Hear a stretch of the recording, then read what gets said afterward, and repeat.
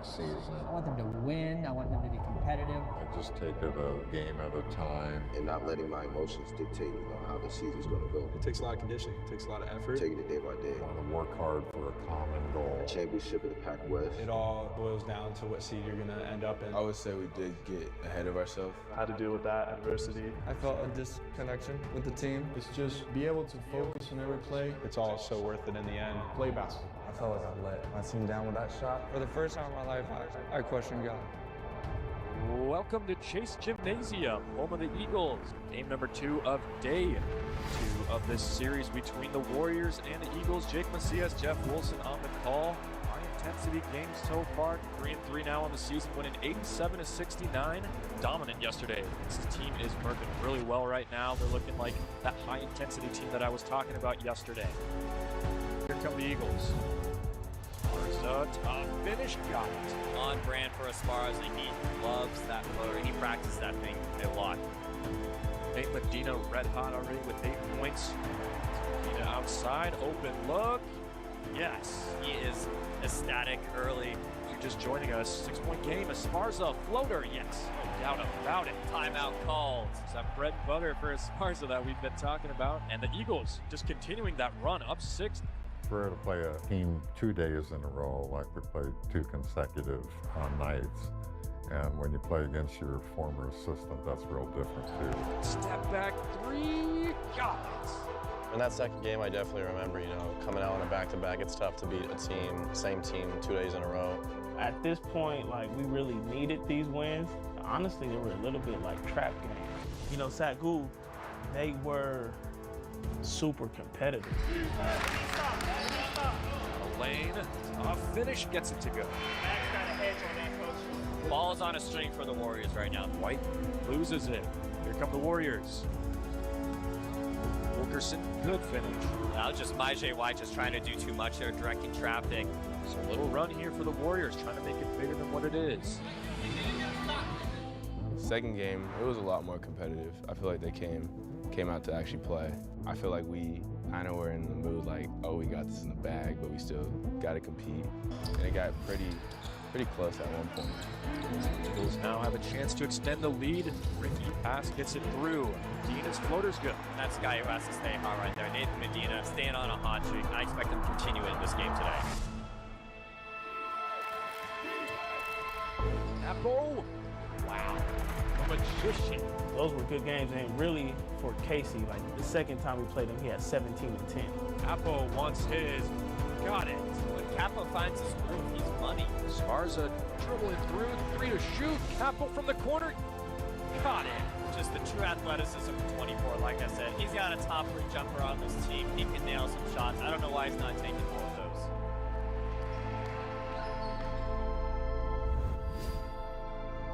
We got ourselves a close game. 7-point game, 8 minutes to go. Tough game. It came down to late in the second half before we pulled away a little bit. Esparza finds White in the corner. Mid-range shot, rolls in. Jay White wide open. Yes. Eagles finding their rhythm offensively. And I think the way that we did it really showed some maturity, but we were just all finding our role and doing our job. Finally seeing the true potential of Myjai White. I think that 13 for White. More importantly, we got to see guys in that secondary unit come into their own. That was when I think Ty started to play a lot more. Tillman doubled up, fouled, and one. Count. Garrison was starting to get trusted. I think I bring a lot of intensity and a lot of defense to the team. I mean, I'm not trying to be like Nate Medina or Casey out there and just put up 20 when I get in. I'm really just trying to be the best defender I can, do all the little things to help out the team because I know that's my main role right now. It was no longer just the starting 5 and one guy coming off the bench. It was a solid group of 8, 9 guys. It was more of a team effort. Here comes Medina. Yes. Get up there, young blood. If you look at our team, no one player stands out above the other player. We have different pieces that all contribute. 2 for 2 in 2 days against the Warriors. Another great game from Casey Capo. He got a double-double with 10 rebounds, 17 points. The Eagles officially killed the Lions. They go undefeated against the Warriors here at home. 79-68 final for day number 2 here in La Mirada? Those games were dangerous, and I was happy to get through those games going 2-0. Eagles get the W. Jeff Wilson and Jake Macias on the call. Thank you guys for joining us. It's been fun. Okay, all right, nice job. We're gonna treat you to a cafeteria meal because of that. You guys did good. We rarely over the years played the same team 2 nights in a row. All right, it was tough to do. We knew they were going to be more determined, and you met that challenge. So good job. We got a week now before we open the conference. All right, Concordia then starts a week from tonight. Right? A week from tonight. So we'll start talking about that tomorrow. But, good job last night. Good job tonight. All right, let's pray. First, Mike, can you pray? Dear God, just give you the glory for this win. Thank you that the guys played hard, and Lord, I pray that we continue to get better. In Jesus' name I pray. Amen. I wasn't in here, coach. You say no practice tomorrow? What? Whoa. We need to practice, bro. We're 4-3. Hey, family on 3, 1, 2, 3.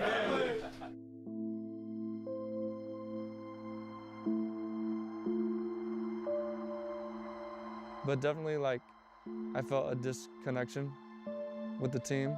Not being able to be on the court with them. I got to be on the sideline just watching. You know, I can't experience what they're experiencing, and they can't experience what I'm experiencing.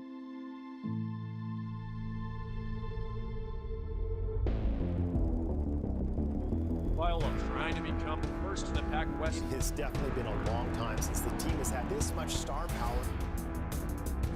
Uploader gets to go. And the pressure this team is under. It's expected to win. Obviously, the spotlight is on you. It's just the big stage.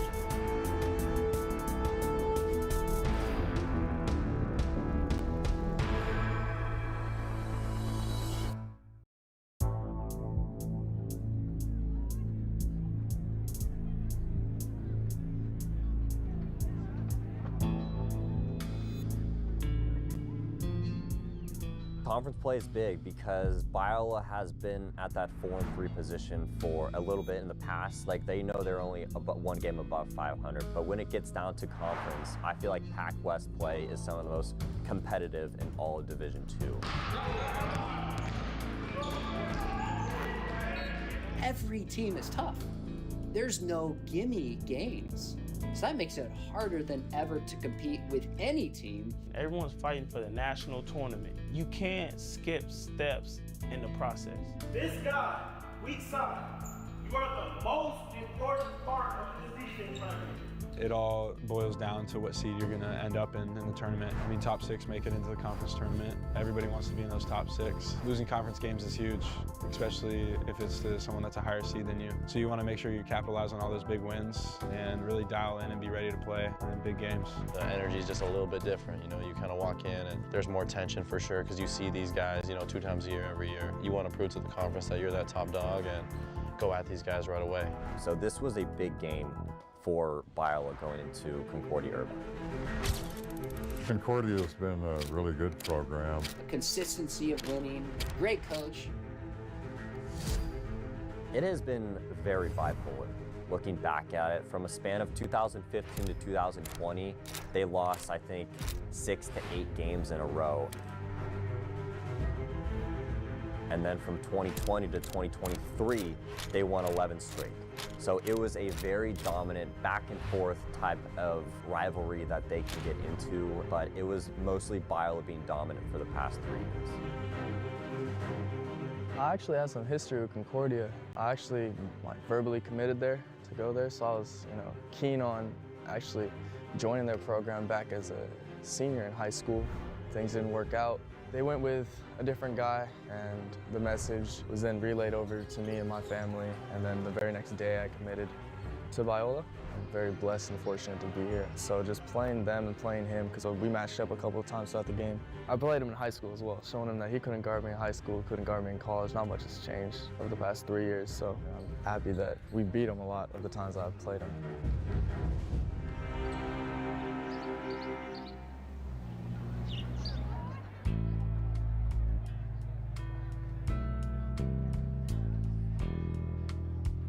My name is Maximo Milovic. My position is the center here. I'm a senior, I'm a political science major, and I'm just grateful to be here. We don't really have colleges that offer sports in Argentina. We just have professional teams. So I always dream to come to the United States and play basketball here and also have the opportunity to study. Max has been here 4 years, and he is so respectful and hardworking and team-oriented. One of the best rebounders in the whole country. Milovic shoots up, who's absolutely incredible on the glass. Corner three, no good. Rebound Milovic. Milovic, great rebound. Snatch on the air. Milovic with a grown man rebound. Milovic and one. Grown man bucket. Maximo Milovic. Bingo, bango, bongo. Milovic. He's real serious about wanting to win games and get better and support his teammates. He's a little bit hard on himself sometimes. Milovic down low. Teardrop, no good. Milovic has a chance to convert on the and one. Get it to go. Which is not a bad quality. Sometimes I wish a couple other players had that I've coached. I want to come into the court and feel that I empty myself to a point that winning or losing or playing good or playing bad, I gave all that I have to give. Oh, lots of physicality down low. Milovic is down. That did not look pretty at all. Just be able to play. Don't say I'm gonna do this, I'm gonna do that. Great rebound again by Milovic. It's just be able to focus on every play. Has him all alone. Yeah! And just play basketball. Max has been really a great addition to our program. He's been a lot of fun for me to coach. And now that I spent 4 years here, I'm grateful for basketball and the academics, but something that I really take the most of here is the relationships that I built. It's special, and you can only have those things in type of communities like Biola, so I'm very happy that I am here. My first 3 years here, I didn't meet any Argentinians. Coach Holmquist started talking about if I knew this Argentinian guy named Facundo Aranda. I said, no, coach, but let me see. I was with my little bro, Daniel Esparza, and like we knew that he was tough, right from that video that we seen. He was going to be a great part of our team next year. Rompió Aranda, doble, la justo planta Aranda, resbaló Dottori, aprovechó Aranda, doble del metro, máxima de 9 para Liniers, plantó Aranda, doble, sí, doble, Aranda, doble, todos Aranda, elegante, Aranda. My name is Facundo Aranda, and I'm the point guard of Biola Basketball. I'm a freshman, and I'm from Mendoza, Argentina. I live in Mendoza, by the mountains. It's a good spot to go visit. Yeah, I'm proud to be an Argentinian. Yeah, Fac was my boy. Fac was my boy for sure. It was a little crazy that he said that Scotty introduced him to the school. I mean, really? Well, Scotty's awesome. He was the first guy that I met here when I came. Like, I was the first guy who he met here.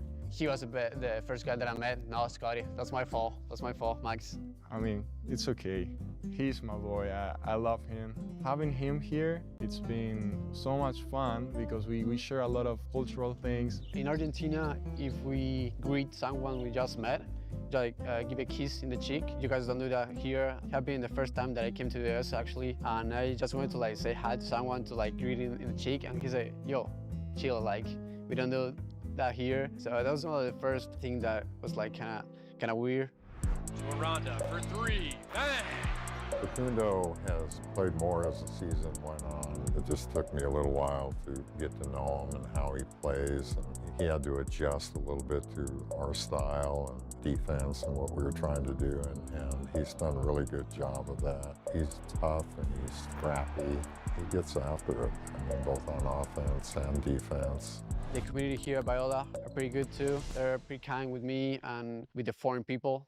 There were not many South Americans, like from Brazil or Argentina or Uruguay. It is great to have something that I can relate in that way. It's like a big brother for me. I really like him. He's a good guy to be around. So I feel more like confidence coming here, having him in the team.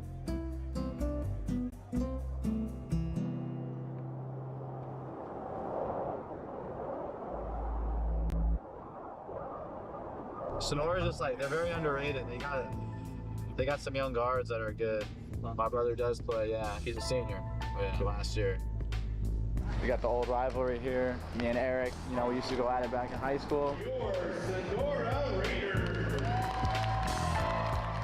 Sonora's like home to me as well, man. You know, that school, so many good memories there. One of the best times of my life for sure. Just getting to play all 4 years on varsity, it's something special and I'll never take for granted, you know?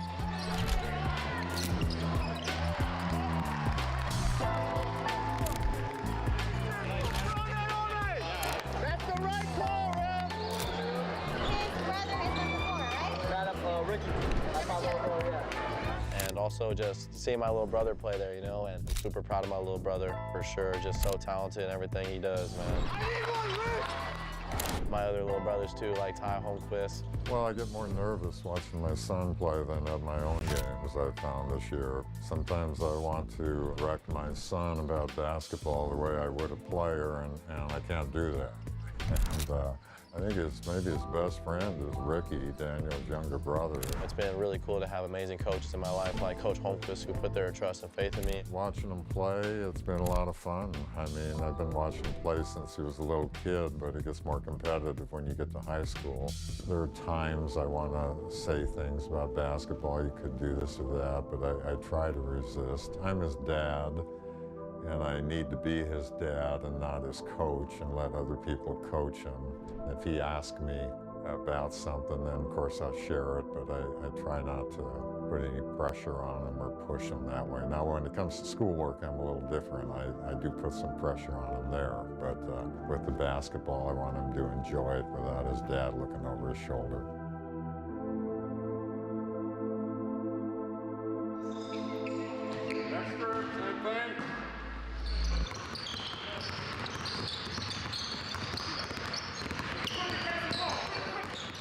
Casey, man, you know, Casey Porter Jr., you know what I'm saying? He's getting his shots up for sure. Oh yeah, I mean, Casey is everything to our team. This summer, he put in so much work. He came back being a leader, a huge leader on our team, just showing us that we all need to work just as hard as him. And he's very consistent about working hard on the court in the classroom. And he really put a lot of work in the offseason, working hard, and he's always getting shots up outside of practice. So we're definitely confident in the shots that he takes. He is in the gym faithfully. And when he's in the gym, he doesn't waste reps. He's in the gym every day, getting thousands of shots up. His first year here to this second year, he made great strides. He was a good player for us last year, but he's been a much better player for us this year. Casey, you know, he's an interesting dude. Like, he's hard to read. And like, when you coach him, you get mad at him. And you kind of expect him to mouth off a little bit, but he's like a big, like, yes, coach. Yeah, I don't know. I guess I'm just very serious. A lot of people tell me I'm a hard guy to read, so I don't always express my thoughts. Sometimes quiet, sometimes really energetic. So definitely agree with EJ's take on me being hard to read. He doesn't like to talk trash a lot, but he'll say a couple words to you. He's not perfect. Like, if he does mouth off or something, you know, he has a soft enough heart. Like, he really feels like the Lord's conviction. He'll come back the next day and apologize. I try to honor Christ everywhere I go, whether that's on or off the basketball court. And a lot of times it's a really competitive environment. And sometimes you say things you wish you wouldn't have said. And sometimes you don't respond to criticism the way you wish you would have responded to it. I forget what game it was. We like took him out the game. He ran off the court. He was mouthing off. He like ran by me and said something, and then like followed him, talked to him, dropped it. The next day he was like, "Coach, I'm sorry, I shouldn't have said that." And for me, that just like, I gained a lot of respect for him right there, because it takes a lot of humility to do that. And you know what? Like, humility is contagious. A lot of times when I look back on things I do on the basketball court, and I'm like, man, like, I look like a fool. But it's just part of growing in my faith every single day, trying to worship God through basketball. His fadeaway jumper. That's something I'm trying to get from him. Capo baseline mid-range, good. Jake and I call that nice fadeaway the bread and butter, because he loves that shot. I bet he practices that shot 150 times a day. Oh yeah, that little baseline fade. I mean, he's got it down pat. Capo working on Krzysztofiak. All alone, fade, yes. And that's Capo's shot. If there's any shot on the floor for him, he loves that turnaround baseline jumper. I don't know how he makes half of his shots from that, but it's butter, really. That's his move. That jumper, no one really shoots like fadeaway jumpers like that. You know what I'm saying? So I think it's caught a lot of teams off guard. They don't know how to guard it. it's money. I mean, it's hard to guard. It's a fadeaway. He has a high release point. It's not just that shot. He's got very good post moves, so sometimes I like him to stay a little closer to the basket. Use a few of those moves too. As a coach, I wish he would mix it up a little more. You know what I'm saying? You got to mix your game up a little bit. Shoot more threes. Yes, Casey needs to shoot more threes. Casey is shooting 48% from three. I've never met somebody who's shooting 48% from three and is hesitant to shoot. That's crazy. Casey is just so excited about being a Christian. He changed to being a Bible major this year. So Lord, please help us to engage with you and with one another this beautiful Thursday morning. And I pray that we would have engaged bodies, souls, and minds, and that we would learn all you have for us about what it means to be made by you, in your image, for you. And we pray this in Jesus' name. Amen. People ask me who my favorite professor is at Biola. You know, there's so many great professors, but Professor Tanis, Dr. Tanis is definitely one of the favorite teachers that I've ever had in my entire life. Just the enthusiasm he brings, you can tell he really cares about what he's teaching. He's not just doing it as a job, he's doing it because it's his calling. And that's got to be grounded in realizing who we are, being satisfied in who he is and who he's made us to be, and living for what he's fundamentally created us for. One of the top Christian scholars in the world, just being able to learn under him and talk to him has been incredible, and definitely one of my favorite classes that I've taken so far at Biola.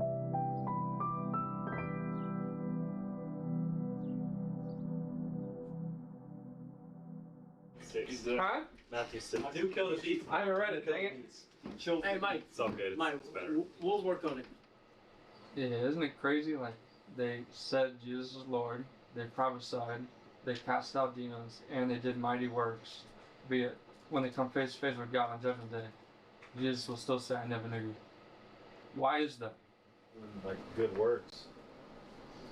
They didn't even know, like, they didn't do the will of the Father who's in heaven. So we started our Bible study the first week of school in this fall semester, and I just felt like we were kind of lacking fellowship as a team last year. So we started that to just increase our fellowship and just help us grow spiritually to make sure we're focused on what's most important in life, and it's been a blessing. We had several guys get baptized this year. It was a big thing in my life that I needed to go to because I got baptized this past year. Yes, I think it's super cool that Casey, you know, and other guys like Jaden and Jonah, you know, they take lead at these Bible studies, and having us all there is not only better to build us as a team, but just become better men in Christ for sure, because that's why we're here. Last year, you know, we didn't really ever have a Bible study, I don't think, one time. And this year, we were like, we got to change that. We got to make sure, like, the people around us, like, are saved. We got to make sure everybody around us are lights. Like, I just give you all the praise, all the honor, and all the glory. In Jesus' name I pray. We're going to pray together, open up together within the body of Christ is needed. Just able to do that is just a blessing.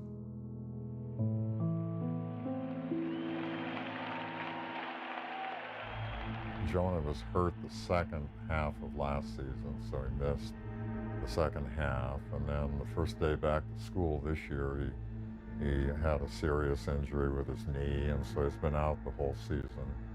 So the day leading up to the injury, the day before we all moved in, and then the next day was a Thursday. And I was reading scripture. I was in, I think, like Genesis 14. And then I saw that we had a text in the chat like, hey, let's all just go pick up in the gym. This is that very first time we all got on campus and we're excited to hoop together. I mean, we were like, all right, let's run it tonight. We're all back. Let's play some pickup. So, you know, I get the ball, I'm going up, I do a little push cross, and then the guy's on my hip, so I go to bump the guy. And as I go to bump the guy, my foot just stays on the ground. And literally, I felt like the inside of my knee just go. And like I heard the pop, and I didn't see nothing. Like my eyes just went black. It went black for like a minute straight. Like I didn't see nothing. Unfortunately, planted wrong and pretty much blew out his whole knee. And so then I'm just in shock. Like, no way this just happened. There's just no way. Yeah, Jonah's my boy. When I saw him get hurt, I was like, wow, like we were just playing open gym and that happened. It really just sucked. I felt bad for him, really bad. It was honestly heartbreaking. We all knew how hard Jonah had worked because last year he was battling with injuries. So we knew how hard he had worked over the summer to really get back to full speed and to the full swing of things. And he was looking good before the injury. And to see that go down was honestly heartbreaking. But yeah, that's how it went down.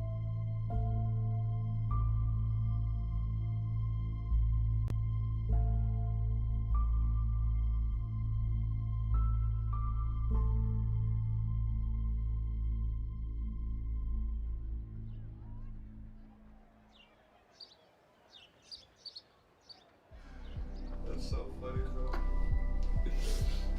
I looked at you during the timeout and you were laughing. No, I know. I was like, oh, not to laugh. Ah, time to wake up. Ooh. Shit. I jammed my finger. Ah, that's so stupid. Yeah, definitely a bond. Definitely a bond has formed. What? Yeah, man, I love Jonah. Jonah's like an older brother to me. You're like straight there. I put head cut in on really? Very thankful he's my roommate. That dude helped me get off the bed, helped a brother shower, helped a brother go to the bathroom. Thanks, brother. It didn't matter if it was 1 a.m., 3 a.m., 5 a.m. I'd have to go to the bathroom and be like, Nate, I gotta go to the bathroom, bro. No hesitation, came up, helped me get my leg down, helped grab my crutches, helped open the doors, open the stall, whatever it was. Thanks, Nate, for letting me use your stuff. I'll try this out today. Truly just humbled himself. Instead of like, bro, I don't want to help you. Like, bro, this is gross. Like, nah, he stepped up for sure. And the reason why I roomed with him this year was to kind of learn from him because I think he's a really good shooter, a really good player himself. So just kind of learning from him, a guy who's older than me, what it takes to be a professional every single day in the classroom, in your faith and on the court, someone that I really respect. I'm just so thankful for having Nate. Just sacrificing his sleep, sacrificing his time, sacrificing getting in the gym sometimes, which, sorry, Nate, I know you love the gym. I'll get your rebounds, dog. Once I can move, I'll get your rebounds. So yeah, that's my relationship with Nate. Forever in debt, 100%.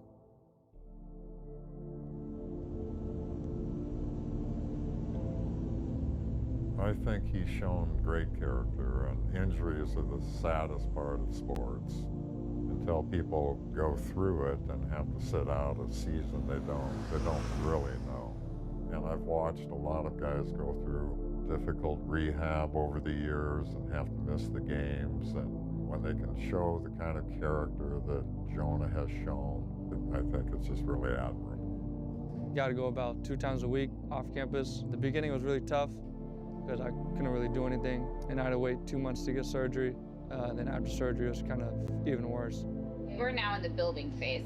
We had to get you out of pain. You were stuck in a pain cycle for too long. Yeah. So that's what delayed it. So every time he comes in, I work on him first. We do manual therapy, so I do like soft tissue mobilization, joint mobilizations, making sure his range of motion is exactly where we need it. So that way he is set up for success in exercises. Have 3 more. Okay. Oh, there we go.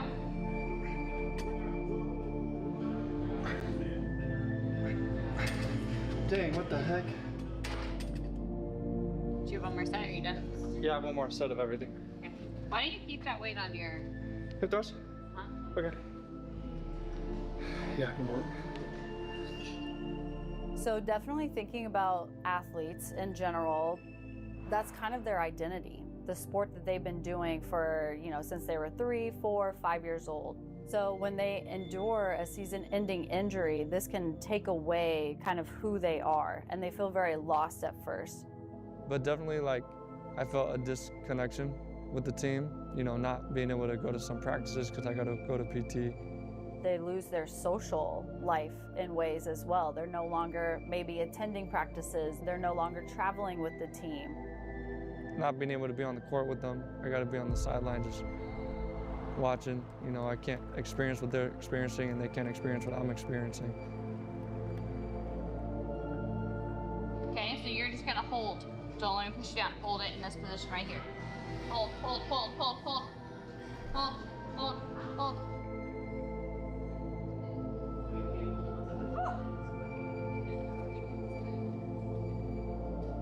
And so sometimes I do wish that they understood what I was going through, but at the end of the day, I would never wish this on anybody due to the fact of what it does to your mental health, as long as with your physical health. Depending on how strong you are with your faith, it can mess with your spiritual health as well. Like, I never questioned God, like, why does this happen? Why do bad things happen? Like, I never really questioned God, but for the first time in my life, I questioned God. It was just like a why. Like, why did this happen? Like, normally I don't do this, but like, why did this happen, Lord? Like, I don't understand.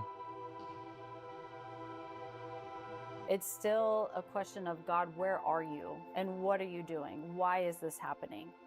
I thought I was gonna have a great year. I really wanted to like bond with these guys. I really wanted to go out and minister, but unfortunately, like, walking got taken away from me.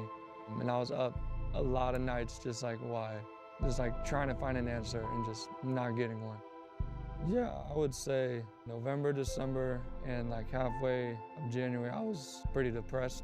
I don't really like throwing that word around because I know like people who go through depression and like have those thoughts. Yeah, those thoughts kind of came around, which I didn't really want to see anybody at the time. I wasn't in the word as much, up late at night a lot. Just like, what am I doing here? Like, what's my purpose here? But it has definitely made me rely on the Lord the most, which I am thankful for. And He showed me how weak I am with my own strength. And I promise you, out of nowhere, He will give you a peace that makes no sense. Pretty crazy how one day you're feeling this way, and out of nowhere you're feeling like you found joy again. And that couldn't have come from any worldly thing. It was honestly indescribable that I still can't get my head around. Like, how did that happen?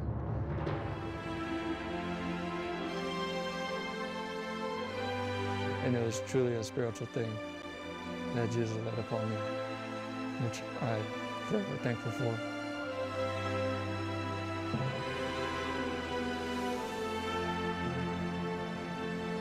My goal is for him just to be the basketball player he was before injury, and even better. Hold, hold, hold, hold, hold. Hold, hold, hold, hold. Relax.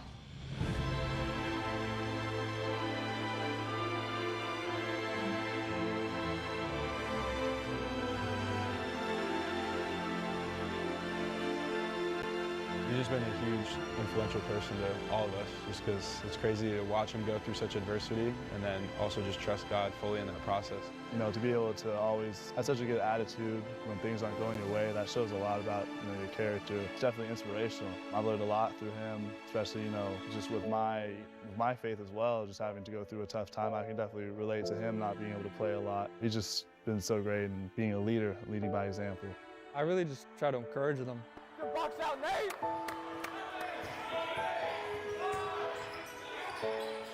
You know, obviously they see what I'm doing. Couldn't walk for a long time. Still can't play. Won't be able to play until next season.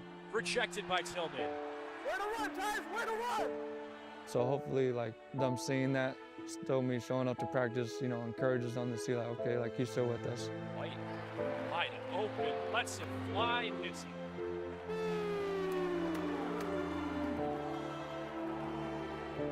Which will always be there. I'll always be there for him, no matter what it is.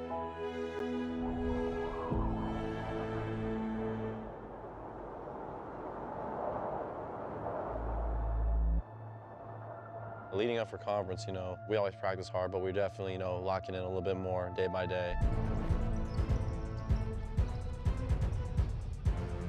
We do a lot of different ball handling drills.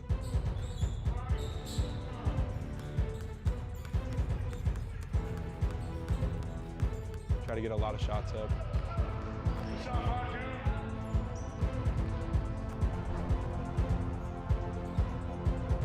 If you make a mistake on defense, coaches are going to be really on you because the stakes are just a little bit higher.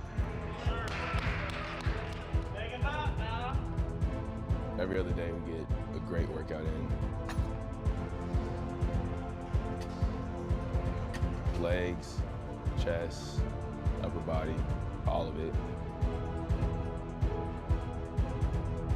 It's really a daily grind, but you learn to love it because you love the game so much.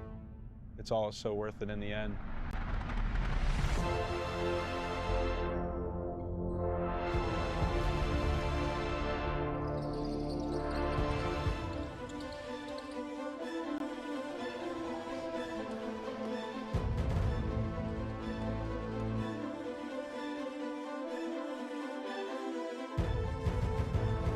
guys need extra reps. Extra reps.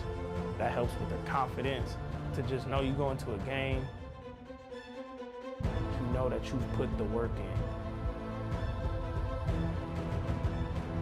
We needed to go strong into conference. So going to the film room, we just have a lot of focus on players, what they're gonna run, what they're gonna do.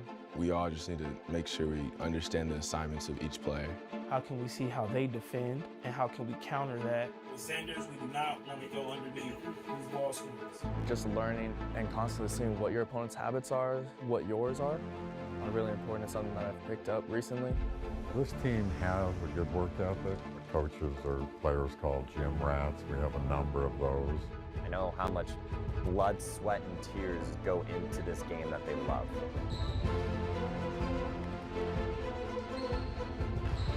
It's only when everybody in the team figures out what their role and their contribution is, you humble yourself and you buy in and then you do it, then the team accomplishes more than individuals. I would say basketball alone takes a good 8 hours of the day. Practice, film, weights, have meetings with coaches and individuals, and then working out by yourself. I mean, it is a grind.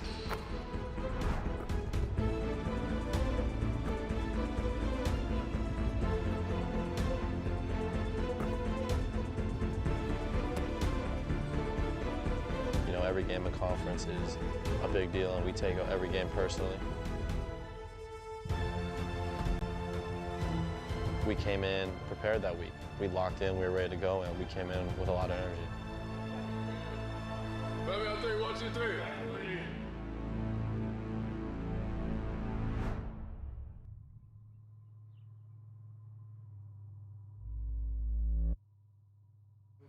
This is the league season. This is the opener. Isn't it worth some extra effort, all right?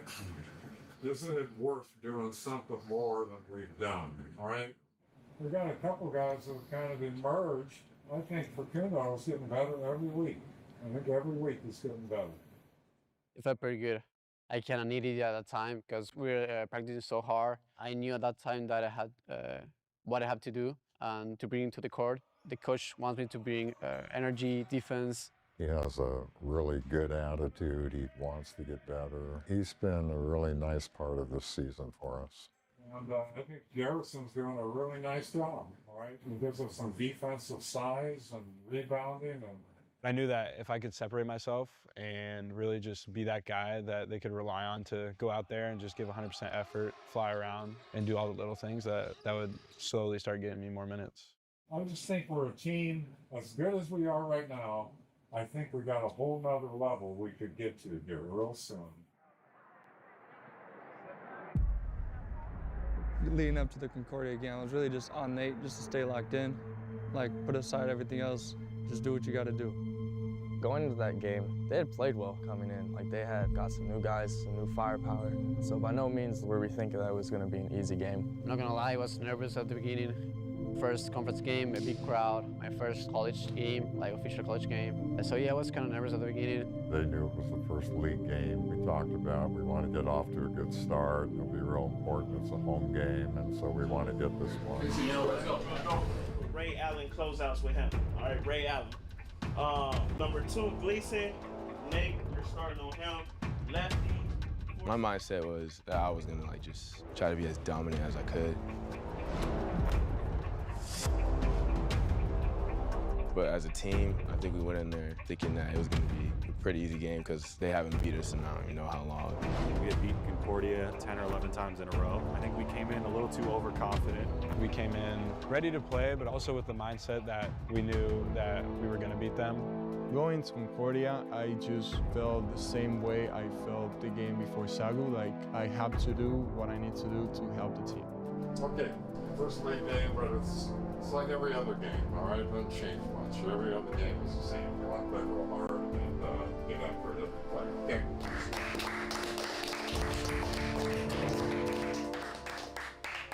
Like we have to get this done this year, and it starts tonight. You know what I'm saying? So, let's go. I remember Danny going up and asking Coach, like, hey, can we get 5 minutes alone as a team to really just dial in? Why you look tired, bro? Why you look tired?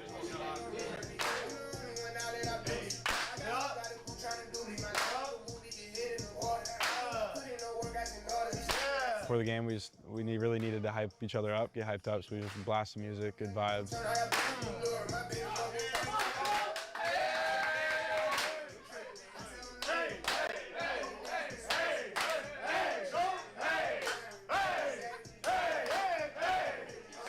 Obviously going to a big game, first conference game of the season. It's like, this is about y'all. Like, I'm here for y'all, I'm gonna root for y'all, and just give the guys 100% of what I can give them.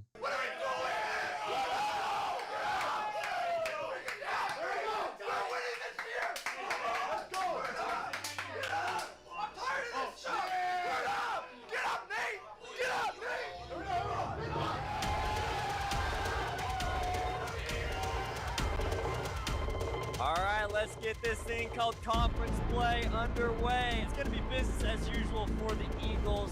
So many names standing out as they're playing great basketball right now. Let's just talk about that. Who stands out to you? Yeah, it's got to be Nate Medina, leading scorer for the Eagles. He's the man to watch. He is the man to watch. Really enjoy the way that they're playing as a team. Yeah, I agree with you. They're playing really well. They're on a hot streak right now. The chemistry's there, the confidence is there. Let's see if that translates in this game. We knew that game was going to be huge. We had a lot of fans coming out. It makes the game so much more intense because you know that everybody's watching. It's a blackout here at Chase Gymnasium. We're wearing black, and hopefully you're wearing black, and here we go. Viola wins the tip. Esparza taking it down. He definitely came out scoring. I was super proud of bro for doing that. Medina. How about it? Nothing but nets. They've been knowing that Nate could do this, and his scoring streak was amazing to watch. We got out in transition. I wouldn't necessarily say we're a transition team, but we got some athletes. On the fast break, gets it to Medina. He scores and the foul. Nathan Medina in the and one. Cold-blooded. Just as a sophomore, he's playing like a senior out there. It happened right from the beginning. Like, we were hitting good shots, we were playing good. Milovic, his three. Yes. Milovic going inside. His strong effort there. 11-5, 9-2 run. Miranda running it down. When I sub in, I just did my role, play defense, hit shots, just play. To Aranda from the jumper. Perfect 17-footer. We got out quick. Tyus had a couple of good pops where he led to swing threes. Parrish Tillman finding Aranda. Aranda step back three. Bangs it home. Eagles on fire from three. Somebody stop the young fella. A 6-0 run. It's a 10-point game. You know what? Like, we was playing as a team. Ball was moving. We were running hard in transition. Sherman from the left. Big thing for us is, like, if you're getting ball reversals. Looking for some separation, finding Aranda. Which means the defense has to go from guard and right. They have to close out to the left, and they have to transition back to guard on the right. Then you hit them on the ball screen. When we do that, like, we start cooking. Parrish Tillman going inside, off balance and in. This is high-intensity basketball. Jeff collects after losing it. It's fadeaway. Wow. Connor Gleason, a lot of acrobatic shots. Dixon to Capo. Capo trying to find space. His fadeaway, the bread and butter. The bread and butter. Casey Capo starts things off strong. So good at that shot. It goes in almost every time. You know, every time I let it go, I feel like it's going in. You know, definitely my go-to move. I try to get to it as often as I can. We jumped out to, I think, a 15-point lead, and we were just going crazy at that point. Esparza hits one. First trace of the day for Esparza. Anytime you kind of get a lead in a game, you know, you get a lot of confidence. You get that feeling of, all right, we can do this. Let's go. Let's keep this going. Adding to Cassie. A couple of shakes stolen by Esparza. I think Daniel's trying to throw a lob to me, too, and I don't know how that worked out. The lob. Almost. That kind of tells you the state that we were in at that time. Capo looking for Esparza. He has him. Behind the back, Esparza, 17-footer. Puts it home. Shifty from the young man.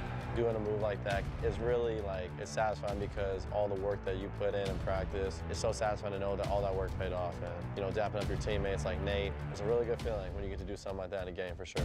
The emotions there for Biola. We were up by 13. They called timeout. Our dudes came to the huddle whooping like, Dan was like, we finna run these dudes. Like, we about to run them out the gym, whoopty-whoop. We were coming out of timeouts yelling, dapping everyone up. And then I remember this timeout, or I don't know, something happened that we went to the bench and we felt that we already won the game. And then the guys, what I didn't like, the guys started celebrating. Like the game was over. They were jumping up and down, they were coming over, screaming, laughing. But like, game is not over. And then I remember coach was like, man, we celebrating too early. There was a time in the game where we got a lead. I think we got up by 12 or 14. It's easy to get a little overconfident if you get a big lead and the other team gets a little more desperate and they come out and play a little harder. They, on the other side, they were serious. They were worried about what happened before. Before you know it, they go on the run. Up and in for Gallardo. I wouldn't say that we relaxed and let up, but we definitely played a little bit looser, and then they just punched us right in the mouth. Our defense kind of broke down a little bit. We started losing track of open threes. Kicks it to the corner. Three-pointer. Got it. Luis Marin hanging on. And Concordia Irvine clinging here. Our energy went down. We started missing some shots. White the mid-range from the elbow, short. Milovic driving in with the left, too strong.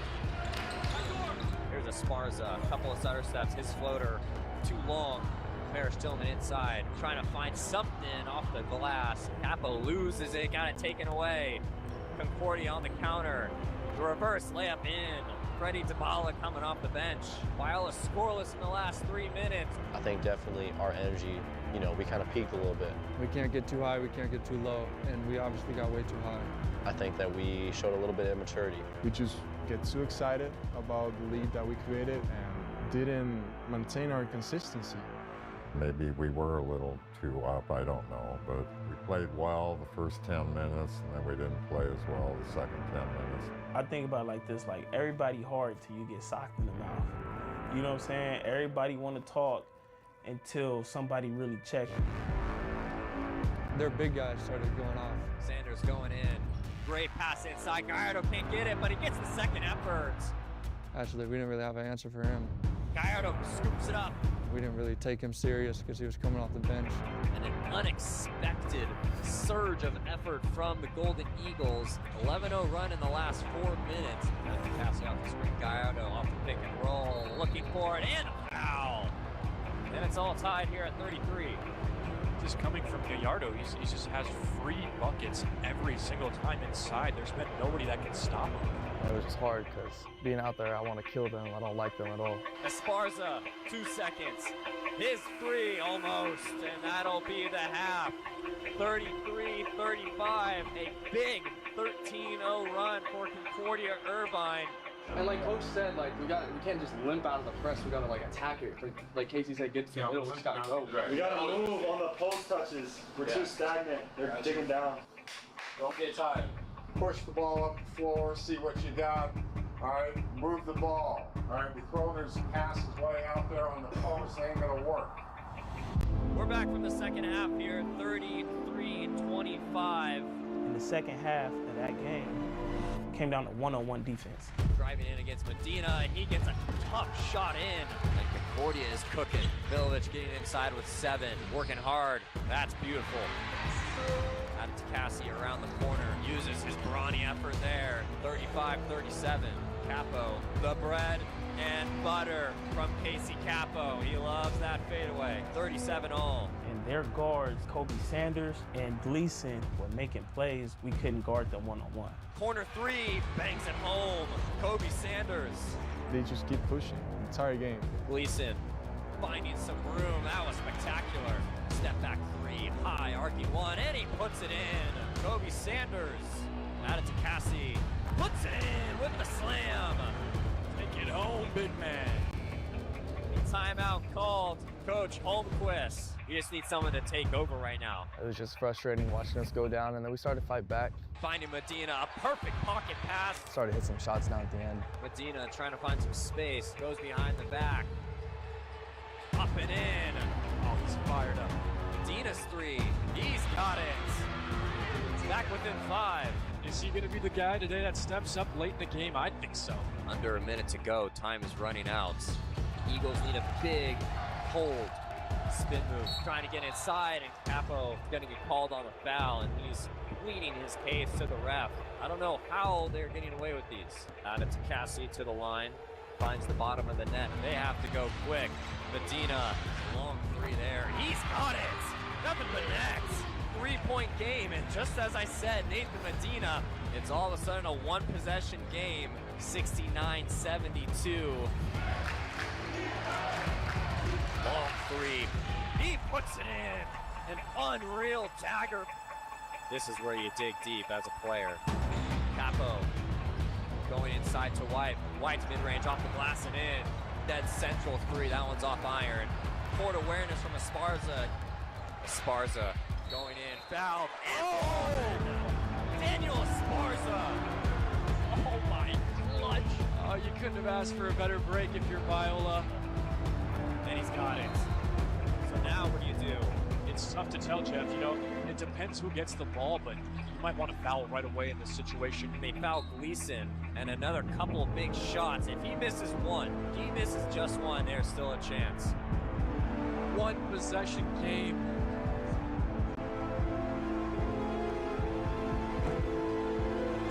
And he left it short. 12 seconds. Timeout called. So here we go. Buckle up from Chase Gymnasium. 9.1. The Eagles are within striking reach. Who's it gonna go to? I have a feeling I know who. I knew for sure they were going to go with Medina there. There was no question in mind. I don't think there's anybody in the gym that had a question about who was the ball going to go to. With those last couple of seconds coming down, that timeout, we knew we had to get the ball to Nate. Nate's our best shooter, and we can always trust to go to him. I would put the ball in Nate's hands in those last 3 seconds. The negative to that was Concordia also knew who the ball was going to go to. Yeah, I don't want to tell everybody what we do. I guess they know anyway that we're going to try to get him the ball. If we need a three, he's a clutch shooter. He likes to have the ball in key situations. I know Nate kind of lives for those moments. He loves that, like, pressure. Plenty of time to get a shot off. Here we go, strap on in.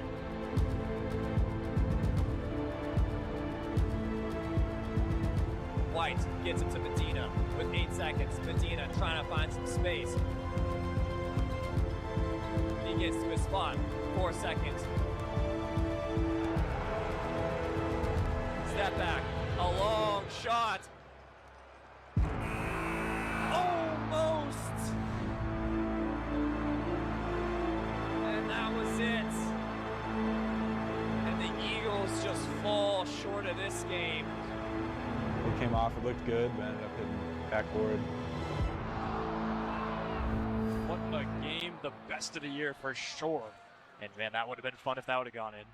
Nathan Medina has 24 points.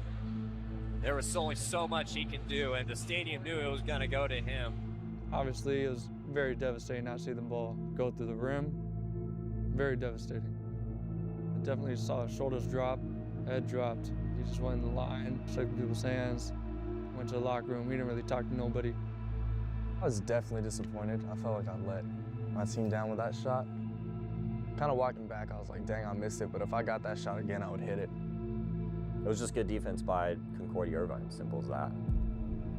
I remember I never lost Concordia in my college career to that day. It definitely hurt to lose that game, especially with all the fans there. When you got a lot of fans here that are coming out, spending their time here to watch us and support us, I think that when we lose a game like that, it's definitely tough. You know, you want to get the W for them. Yeah, losing in front of all your fans and stuff can be disappointing. With Nate, like Nate ends up in that position to take that shot, but at the end of the day, like, we should have never been in that position as a team.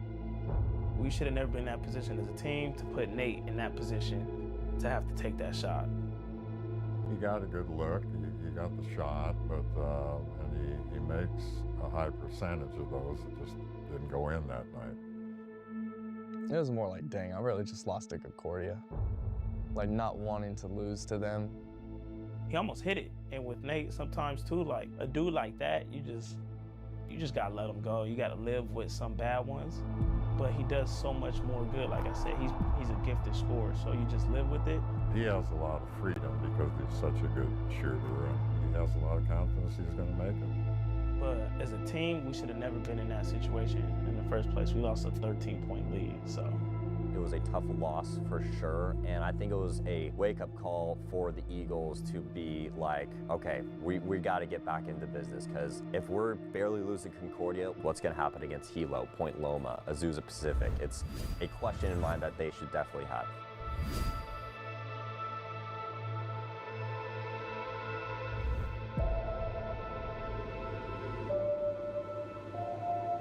Losses are a part of any season. You know, as a team, you want to, win as much as you can, but, speed bumps will come along the way, and Concordia was one of them. And then we went back to our room, and he was pretty upset at himself for missing the shot. Just missed. I think I missed it off the glass. It looked good, but I just shot a little too strong that it just bounced off, and I was pissed after. It was not a fun night. I kind of told him, like, Jordan missed a ton of last-second shots, but he still kept shooting them. So Nate really liked that. I remember he told me just to keep shooting, keep your head up, and knowing that he has my back not only on the court but off the court in every single situation. I know that if I get into something, he's there for me, and I know that if he gets into something, I'm going to be right there for him. There's no need to replay that type of moment in your mind over and over. You missed that one game winner, because a guy like Nathan Medina, he's going to get a second shot. Yeah, we definitely have trust in Nate. Like, Nate's our shooter. And just because he missed that shot, it's not going to really affect our relationship with him or our trust with him. And I know if we give him another shot like that, he's going to make it. We all have the utmost confidence in Nate's ability to score the basketball, like, without question. We're always going to trust him, and we're always going to feed him the ball. We all trust on him. Even if he missed that shot, we trust him again to, like, take it. As Coach Holmquist always says, like, it's never like one play that defines the whole game or makes you lose the whole game. It's like a collection of plays. So Nate knows that, and the team knows that as well. So I think just talking positively to myself and remembering all the work that I put in. A missed shot is a missed shot.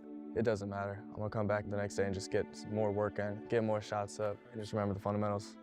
Our team, I think we're just missing like just that one guy. And maybe like we have that guy here who's going to develop into that. Like, I think Tyus could possibly be a dude like that. Like, I think you see like his potential.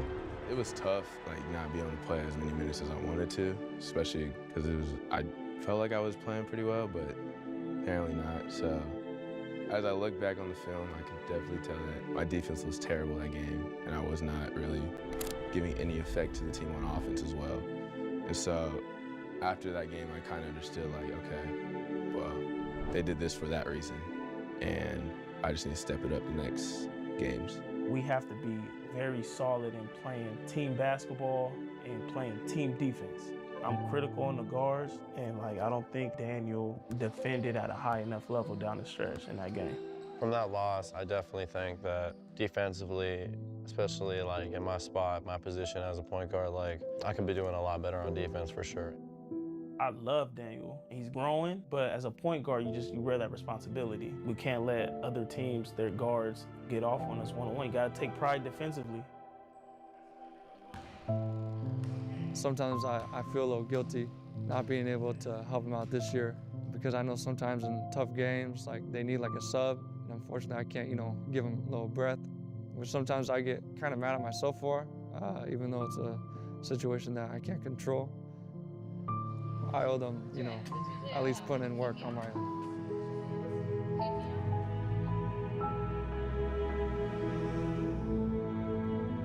I'm much more than a basketball player. I think throughout my life, I've kind of found my identity in basketball, and it wasn't until I really realized my identity is in Christ and not in basketball. Our purpose on this earth is to know God and to glorify Him, and basketball is just one of the outlets that God has given me to do that. It is bigger than basketball in that the most important thing in our lives is Jesus. We were just focused on getting back on our feet, going hard in practice the next day, and not forgetting about the loss, but moving on from it and learning from it. We knew we had bounced back and that we'd come back stronger.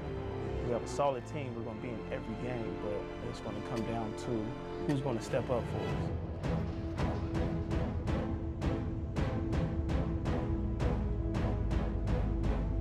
Yeah, Zeus, man, We got to go into a game like that with just an edge, you know, like kill or be killed type mindset. We owed it to ourselves and to our fans to go out there and really put on a show for everyone.